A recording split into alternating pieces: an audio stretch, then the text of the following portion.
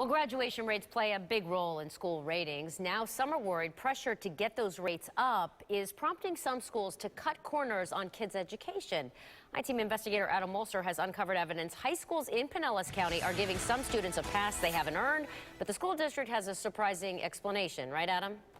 Well, Wendy, GradPoint is a credit recovery program that's supposed to help students who are falling behind catch up and graduate. But some students and teachers say the program's being used to give students grades they didn't earn. The district admits there have been issues with the integrity of the program at the school level, but they say questionable grades never appeared on transcripts and were never forwarded to the state.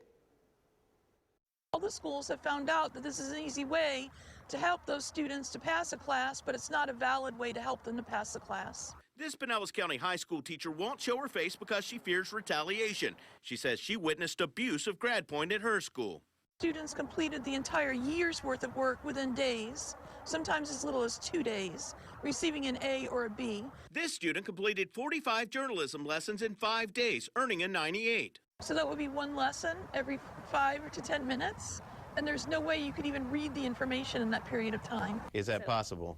It would be possible. I'm not saying that all of these are valid scores, but we allow students to work at their own pace. Pinellas County School spokesperson Lisa Wolf doubts the scores are valid. She says the problem was that multiple people were allowed to use the same username and password. You spend millions of dollars on IT. Mm-hmm. How could something like this happen? It's the first year we were using the system, and so we anticipated discovering some things that we needed to address, and thankfully we have. Days before graduation, a document shows a teacher modified this student's score, giving 80s on their consecutive test. 80, the lowest score students can have and still get GradPoint credit, shows up a lot. What's the problem with 80, 80, 80, 80, 80, the same score over and over again? I would say that there's no way that that could actually happen. That is definitely something that would raise a red flag with us. This document shows a teacher modified a student's score from 73 to an 80 12 minutes after the test was completed. Another grade went from 26 to 80 3 minutes later.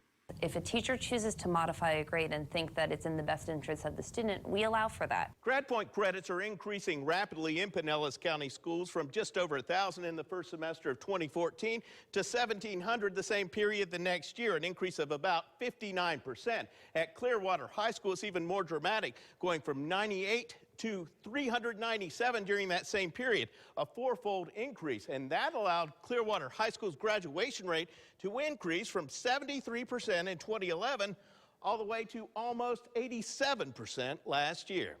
Many schools are doing the same thing because they want their rates to look good, so they get funding, but it's just a total scam. Wolf says unique usernames and passwords are now issued to teachers and students, and she says any modified grades have always been required to include explanations for why they were changed. I'm I-Team investigator Adam Wolser taking action for you.